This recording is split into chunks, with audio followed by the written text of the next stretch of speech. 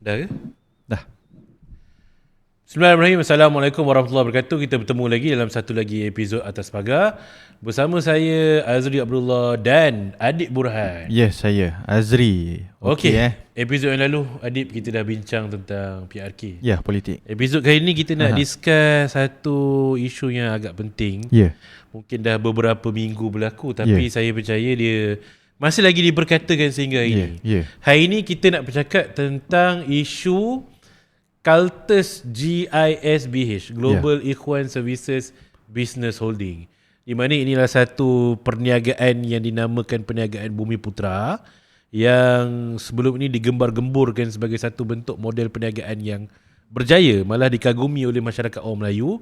Tapi baru-baru ni serbuan oleh polis telah mendapati, serbuan pertama mendapati ada satu pusat jagaan di mana jumlah kanak-kanak lelaki dan kanak-kanak perempuan ni adalah sama. Ya, 402 total, 201 lelaki dan 201 berpasangan perempuan. lah, ada 201 kanak-kanak berpasangan lelaki dan perempuan. Dan di tempat yang sama juga didapati terdapat laporan tentang isu meliwat.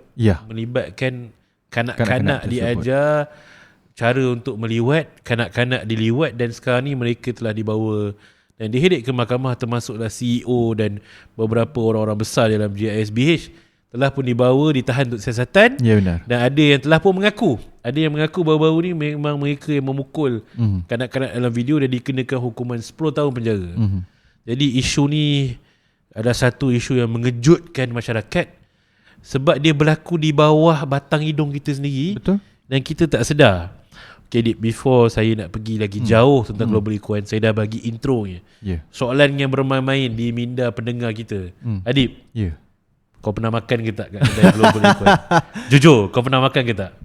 Pernah dah banyak kali. Pernah dah banyak kali? Ya. Kita sama, Dip. Kita sama. Sebab ada kedai Global Ikhwan dekat rumah ke? Tak, aku dulu kerja dekat Putrajaya. Okay. Memang betul dekat kawasan yang dia buat restoran tu lah. Di Presin 15, dekat Nadi 15. Memang ada kedai dia? Ya, restoran. Kalau kat area rumah aku, dia dekat, aku orang Pemput, dia kat Kerubung tu.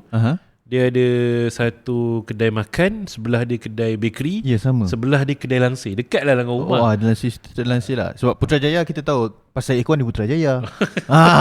Jadi memang sebiji yang lagu tu. Tapi yang tempat kerja aku tu, dia memang dekat dengan restoran dia, dekat dengan bakery dia. Dan ada beberapa perniagaan lain yang melibatkan Ikhwan lah. Memang sewaktu PKP aku bekerja lagi di Putrajaya. Waktu tu memang sangat restrict lah nak beli makanan apa semua. Dan antara kedai yang buka untuk provide makanan adalah kedai Ikhwan. Kedai Ikhwan.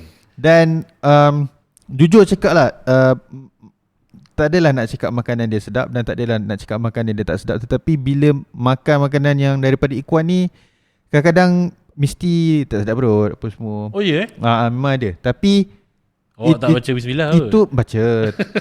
Macam kerap kali tau berlaku. Kerap kali masa tu kita tak ada fikir itu. Yang kita tahu ianya Ikhwan ni dulu Arkam.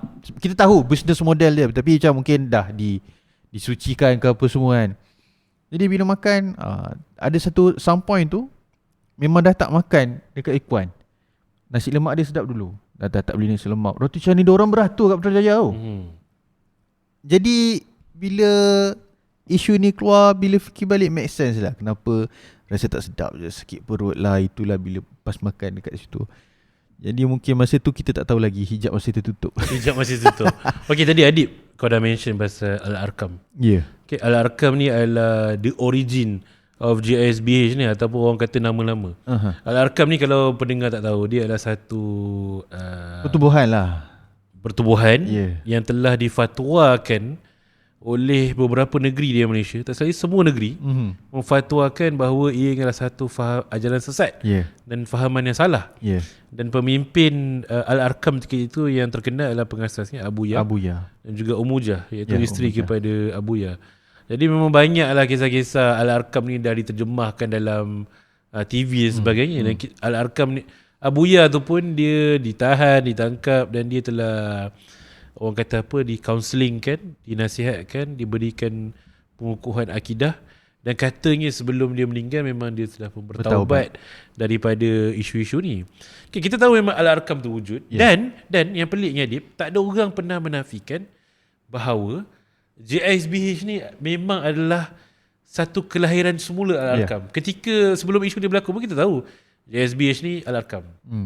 Dia ada transition Al-Arkam Rufaka dulu betul tak? Rufaka, lepas tu baru dia ke Global Ikhwan lah. Jadi tapi kita boleh trace lah kan. Dia boleh trace lah, betul. Jadi bila boleh trace pergerakan ni, apa yang membuatkan kita terlalu lewat dalam mengesan isu ni, Adib? Baik, kita kena tengok juga Azri, ini pandangan aku lah. Sewaktu Al-Arkam difatwakan haram, difatwakan sesat, aku flashback sikit lah. Dan Abuya, Umuja, semuanya bertaubat. Tetapi ada pengikut-pengikut yang terlepas. Dan kita tahu Al-Arkam bukan sahaja membawa pembawaan orang kata akidah, sesatnya daripada segi akidah lah. Dianya membawa perniagaan. Perniagaan yang mana memang kalau kita orang Melayu ni, kita nampak hebatnya perniagaan Bumiputra, hebatnya perniagaan orang Melayu Islam kita. Tetapi di sebaliknya kita tidak tahu yang bahawasanya ada orang kata perhambaan abdi lah, senang cerita kan. Akan tetapi satu benda yang kita kena tekankan kat sini Azri, kenapa susahnya nak trace ataupun susahnya kita nak tangani perkara ini. Kita bermula di waktu Al-Arkam ini difatwakan haram adalah pada ketika itu sistem perundangan kita belum cukup kukuh lagi lah. Yang mana Abuya tu sendiri pernah ditangkap di bawah ISA. Tetapi pada waktu ketika itu hanyalah ISA. Jadi kita tidak boleh trace bisnes dia, siapa yang satu pergerakan itu bila nak bergerak perlukan duit. Jangan lupa perkataan depan ni global. Dia bukan tempatan. Bila perlukan wang itu, sekiranya kita menyekat dakwah, wang masih lagi disalurkan, dakwah tersebut boleh hidup sampai bila-bila. Sampai sekarang lah. Al-Arkam dah difatwakan haram dalam 20-30 tahun lepas.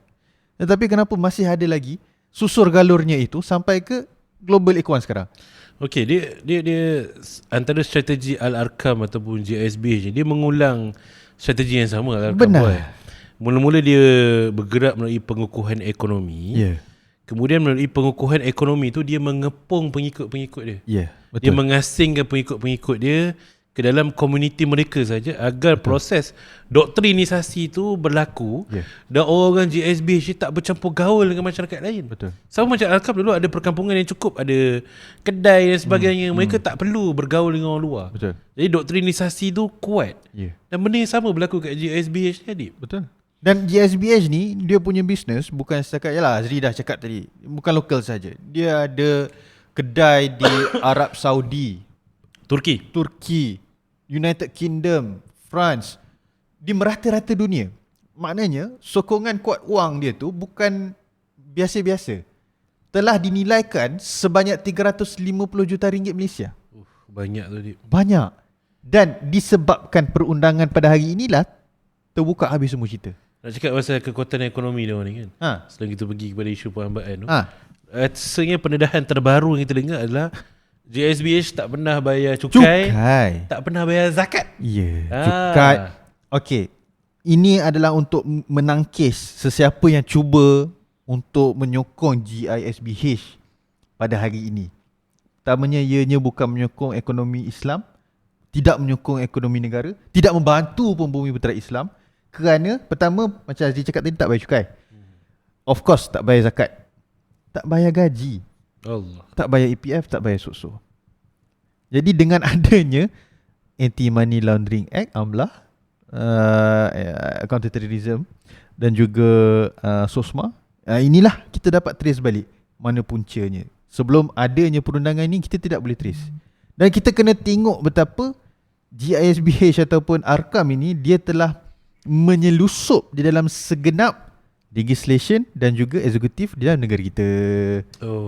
Itu dah beberapa langkah ke depan tu. Kita undur balik. Kita pergi kepada ketika pendedahan kali pertama JISBH ni, Adib. kita tengok ketika IGP Tan Sri Nazaruddin mendedahkan tentang kanak-kanak diselamatkan ketika itu, memang mengejutkan sebab saya dan adalah kawan-kawan dekat Melaka ni ada pengalaman sebenarnya pergi melawat salah satu rumah jagaan di bawah JSB je. Waktu ni tak tahulah.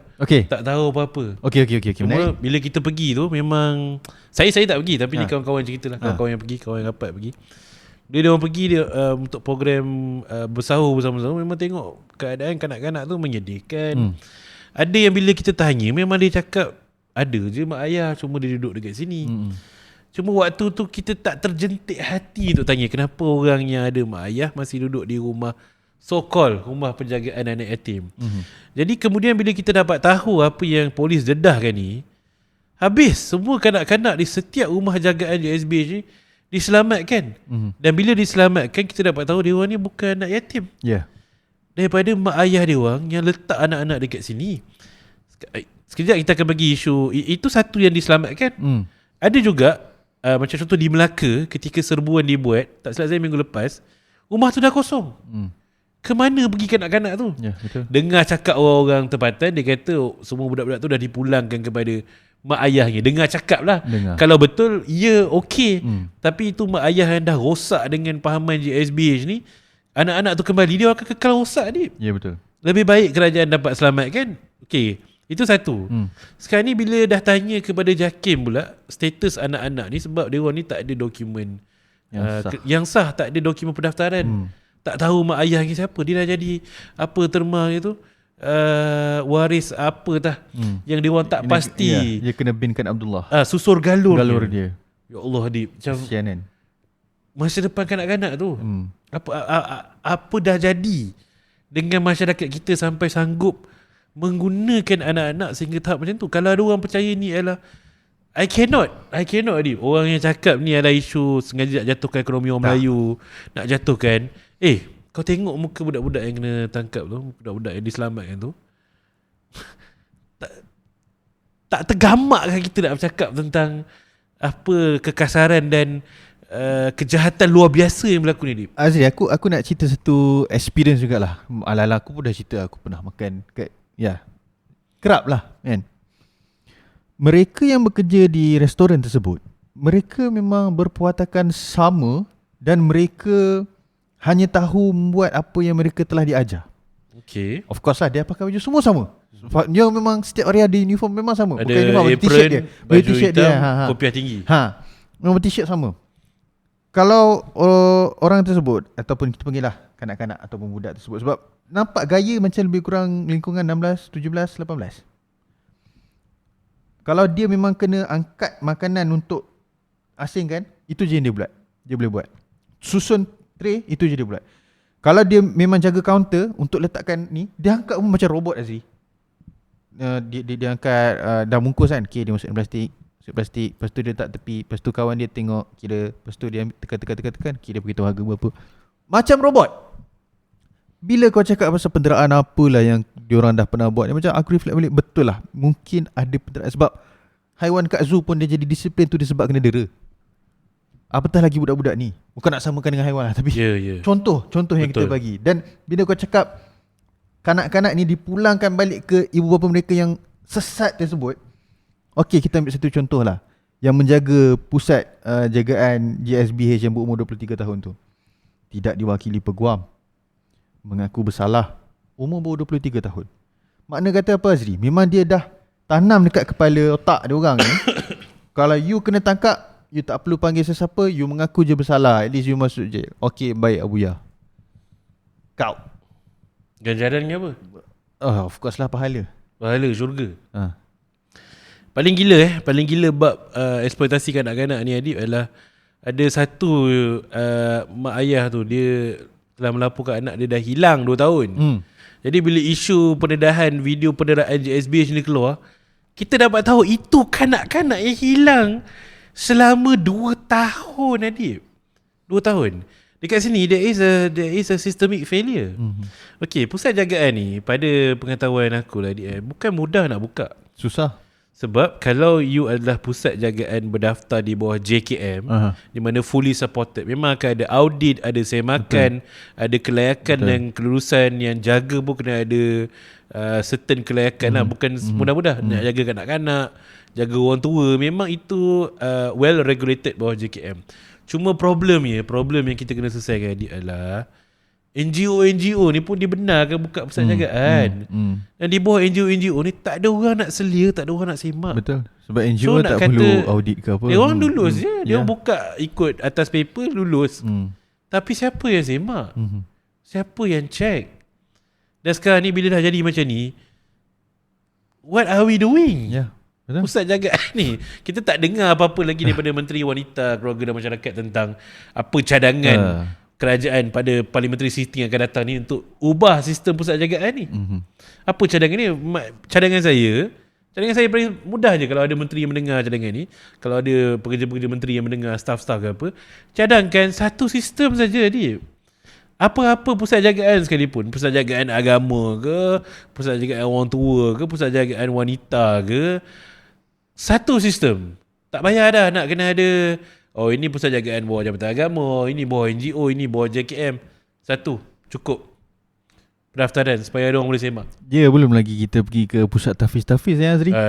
Pusat tahfiz ni at least kurang pusat tahfiz ni dah ada usaha daripada kerajaan. Sebab kerajaan dia dah banyak take over SKAB ni, Sekolah Bantuan Agama Kerajaan, SBAK.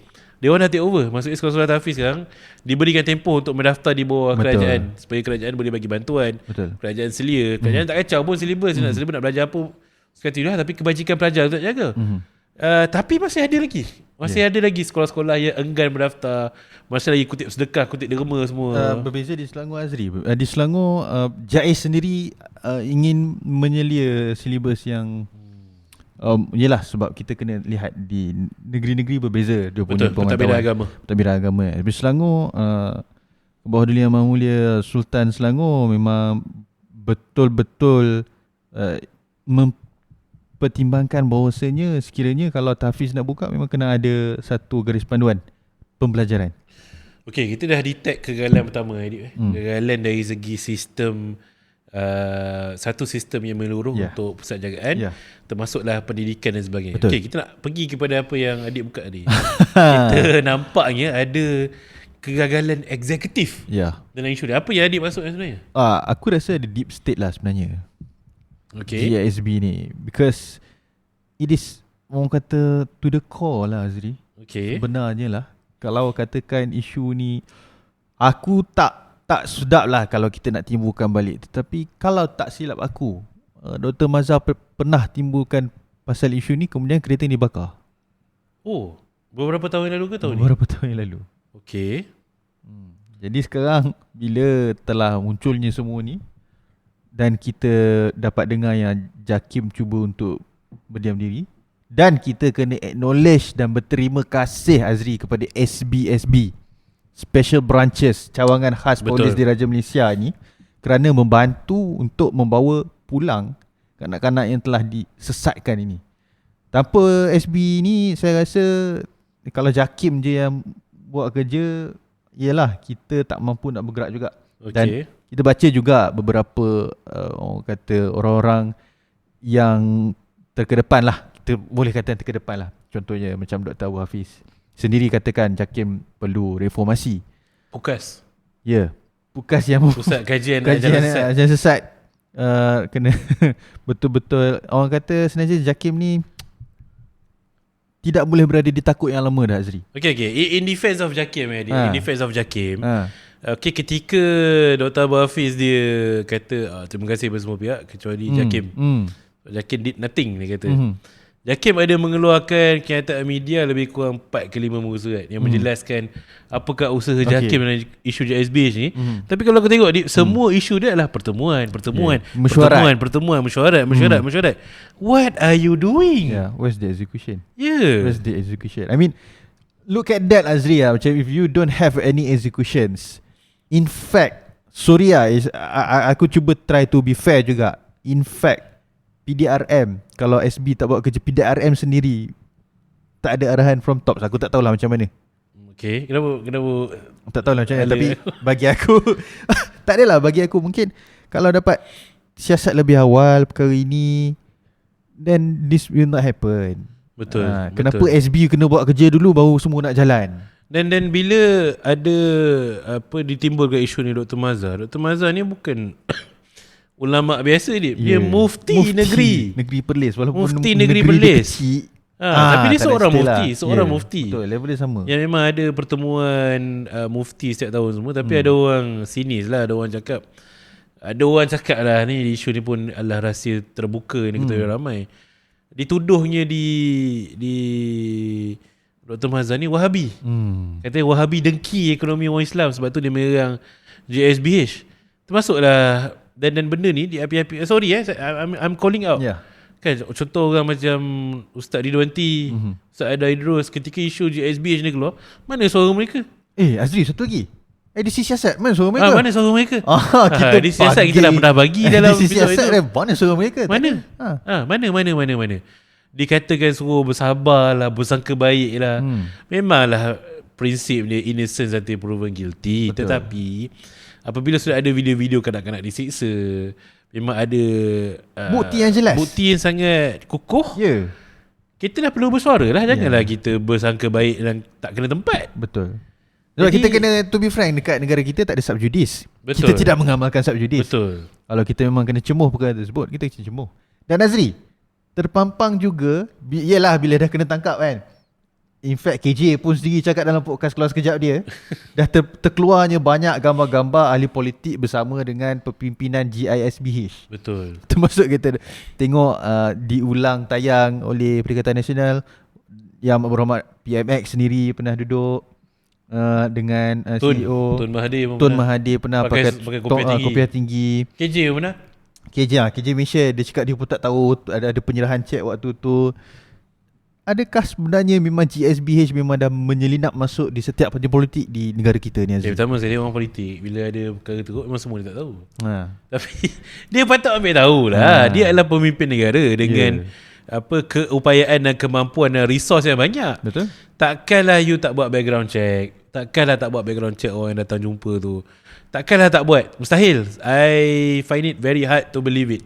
Mungkin waktu tu aktiviti dalaman, aktiviti kejahatan JSBH ni bukan prioriti untuk mereka korek dan ketahui. Okay, itu first lah JSBH dengan pemimpin ni. Okay, kalau kita nak berteori bahawa JSBH ni telah menginap masuk ke dalam pimpinan-pimpinan ni, kita tadi adik sebut Perikatan Nasional. Kalau nak tahu pengasas Al-Arkam tu Abu Ya daripada PAS. Bekas orang PAS. Kita tak kata orang PAS sesat apa. No. Tapi itu adalah sejarahnya. Dia berasal daripada PAS. Mungkin dia radicalize, ada fahaman yang salah. Itu bukan Arkam. Cuma peliknya Perikatan Nasional mengambil pendekatan yang agak selamat. Saya rasa dah berhari-hari isu ni berlaku. Hampir setiap hari ada pendedahan baru. Hampir setiap hari ada PC daripada IGP. Dan Perikatan Nasional asyik mengatakan, tenang, biar siasatan berjalan, pastikan jangan sampai kita hukum lah, janganlah sampai kita merosakkan kelebihan ekonomi yang ada pada JSBH ni. Kenapa ada pemikiran macam ni, Dip? Kenapa? Tarikan pengundi. Betapa besar lah sangat JSBH ni. Tak tahulah Azri. Besar lah Azri. Ada 350 juta. Banyak duit dia orang.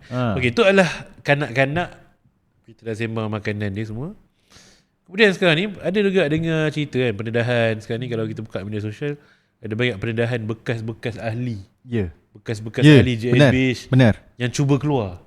Ramai yang menceritakan tema yang sama. Cuba keluar, diugut oleh RPU. Betul. RPU ni Remaja Pembela Ummah. Salah satu unit di bawah JSBH lah. Yang Azri, yang dekat kedai Ikuan tu, dia orang pakai t-shirt RPU. Pakai t-shirt RPU dikatakan geng-geng RPU ni mengejar ahli-ahli yang keluar. Pukul, ugut, jangan buat laporan. Ini dah memang kultus lah, Dip. Betul. Dia dah bukan geng berniaga. Bukan. Dia memang cult. Macam mana nak cakap perkara ni kan, Azri? Sebenarnya aku bila tengok, aku layan movie. bila aku tengok ada movie yang memang relatekan dengan pengganas agama ni. Ya, kebanyakan movie yang nak lulus kat Malaysia ni memang perlukan kebenaran PDRM. Okay. Akhirnya kebenaran PDRM. Kau tahu tak pasal Police Evo 2? Okay, tengok. Police Evo 2 kan pasal sesat. Pasal ajaran sesat. Lebih kurang lah Azri. Betul. Cara dia apa semua. Dan kita pun tengok dalam Munafik 2. Cerita seram pun ada kat pasal ajaran sesat tu. Nama pun boleh kurang. Dia tukar Abuja. Ya. Dan sebenarnya kan, rasanya kan memang dia orang tahu, tapi benda tak diwar-warkan, tak ada orang nak ambil peduli. Ya, execution punya part tu tak ada orang betul-betul nak serius. So kredit kepada IGP lah. Yes. Sebab IGP mengambil tindakan yang tegas. Dan Azri, kredit juga kepada our rulers. Betul. Seri Paduka Baginda Yang di-Pertuan Agong begitu serius.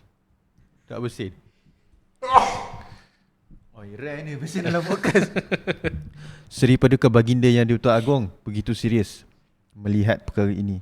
Kita pun telah mendengar di mana mufti-mufti pun telah fatwakan GSBH ini haram di Terengganu, di Melaka. Melaka belum. Terengganu Perlis of course. Selangor. Dan minggu lepas, kalau hari ni 30 hari bulan, hari tu hari Jumaat, dalam 27 hari bulan, khutbah Jumaat adalah berkenaan dengan selamatkan anak-anak yang telah dilarikan oleh GSBH ni semua. Jadi kita kena bagi satu pujian kepada our rulers, yang mana tak terlepas daripada menyuarakan agar kanak-kanak ini, golongan-golongan yang sesat ini diasingkan, dan tindakan daripada dan sokongan daripada our rulers jugalah yang membuatkan rasanya operasi masih berjalan sampai ke hari ini, Azri. Okay, alhamdulillah kita bersyukur dan berterima kasih kepada Yang di-Pertuan Agong dan Sultan Selangor yang banyak bersuara tentang isu GSBH ni. Tapi antara perkara yang masih lagi menimbulkan sedikit kehampaan kepada aku, Adib, adalah betapa lambat beberapa negeri yang lain, termasuk dalam Melaka dan pelbagai negeri lain, sebab pentadbiran agama ni ikut negeri. Benar. Okay, Selangor is quite progresif. Terus buat dalam khutbah waktu semua lelaki datang sembahyang Jumaat, dengar terus tentang bahaya GSBH ni. Melaka khutbah siapa? Gambar hadiah awak. Isu jaim tu.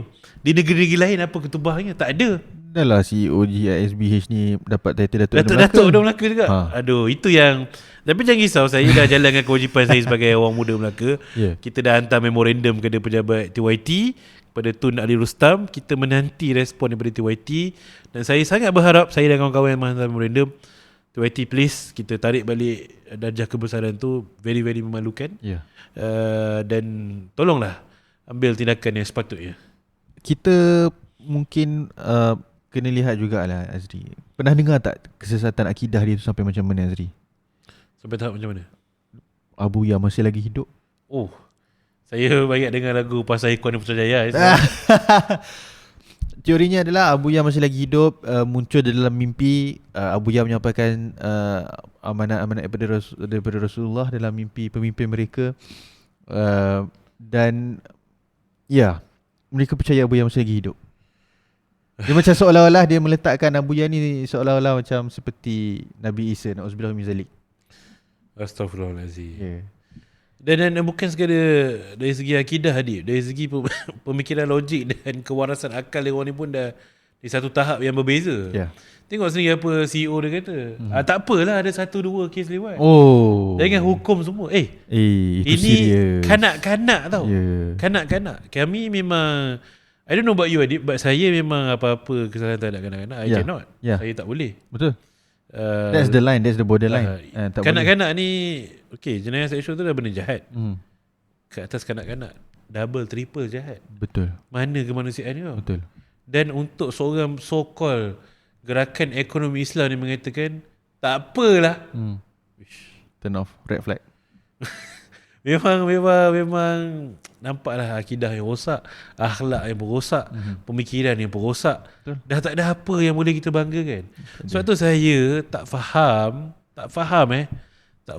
kecewa, keliru bila ada masyarakat kita yang masih lagi cuba untuk mengagung-agungkan dan cuba meletakkan color yang cerah dan bersinar-sinar untuk cuba melindungi GSBH ni. Buat lagu sedih. Oh, kedai Ikhwan dah tak ada letak lagu sedih. kenapa perlu dihukum semua ahli ikhwan. Apa ni?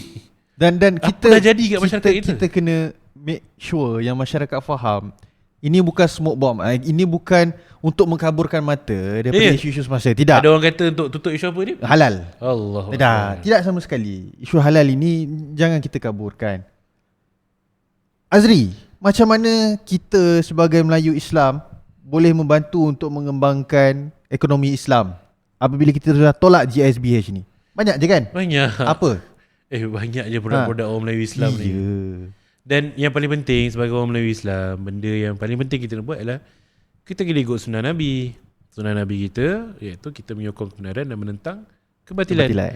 Benda-benda yang salah kita kena tolak. Jangan hanya kerana dia bernama Melayu, bernama Islam, kita nak lindungi, kita nak cuba bagi alasan, kita nak suci dan bersih dia orang. It doesn't work that way. Itu adalah fitnah paling jahat terhadap agama, fitnah yang paling jijik, dan fitnah yang paling buruk. Betul. Bila kita cuba membetulkan benda yang salah hanya kerana kita merasakan dia adalah orang Melayu, orang Islam. Don't do that. Agama kita tak mengajar kita benda-benda macam tu. Jangan. Mengikut nafsu sendiri itu salah di sisi agama. Betul. dan apa ni, very very sangat-sangat menakutkan lah. Dekat ujung-ujung podcast ni adik untuk episod ni saya rasa ujung-ujung ni. Sama. Saya benar-benar ikhlas dan berharap agar semua mangsa-mangsa, terutama kanak-kanak ataupun mana-mana orang dewasa yang ditangkap di bawah GSBH ni, saya mendoakan dan saya sangat mengharapkan dia orang ni dapat dipulihkan semula daripada pemahaman yang sesat untuk dibawa dan boleh dikembalikan semula kepada masyarakat. I think they are all mangsa. Benar. Semuanya adalah mangsa. Sebab macam a good friend of mine cakap, saudara Afiq, dia pernah kata, kalau kita ni lahir dalam keluarga GSBH, lahir dalam persekitaran Al-Arkam, kita akan rasa kita pihak yang benar. Ya, betul. Kita rasa semua orang ni salah.